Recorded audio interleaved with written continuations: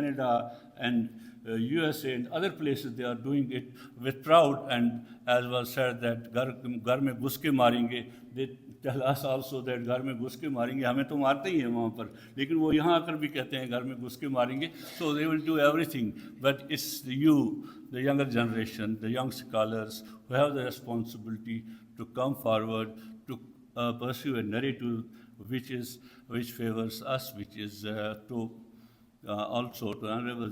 And he was operating out of Delhi, by the way, under the very noses of the Indian establishment, mashallah. So, and then of course he had a very distinguished career, and now today his brother is playing a lead role as the center forward of Pakistan's foreign policy in the United Nations, mashallah. And inshallah, I think he'll continue to speak up strongly and as a strong voice in the UN Security Council. So I feel, ladies and gentlemen, that this thing should not be let it go just like that. Because last time also, I had talked to General Faz and also the Shah Mahmood that this dossier is very important. And I think somehow the dossier died because there was a view that perhaps we can talk to the Indians and the ceasefire thing was taking place. And then this was relegated to the back burner, unfortunately. And then India got a pass and they didn't stop. They didn't stop. There was no CBM.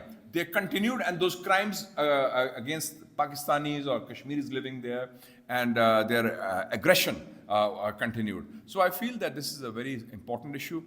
Special Envoy Ambassador Zamir Akram can take it forward because he has guts, he's competent, and he still has fire in his belly. I can feel it on this core issue. So inshallah, we have this is a battle of ideas, battle of narratives.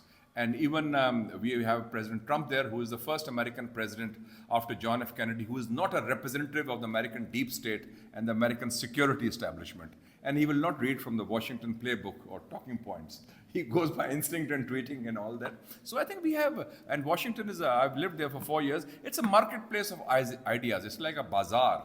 Your narrative, your perspective, you can sell it, you can present it, but it should be based on facts, logic, and wisdom. And I think that we have enough expertise here, led by Excellency Johar Salim Saab, and this Institute of Regional Studies was specially established to focus on India, and in 1981. And I have been affiliated because the first president, General Agha Ibrahim Akram, was there in 1981. And I was offered the job of being the vice president, but I declined because I became editor of the Muslim. But I had remained close to this institute, because it's, and then I was also for a time, it was funded by the Information Ministry, and I was the chairman of the board also. And so this the think tank in Pakistan should be the Institute of Regional Studies under Ambassador Johar Salim, which could then give the ideas, give the ammunition to Ambassador Zamir Akram, and I'm sure he'll file on target, inshallah. Thank you very much.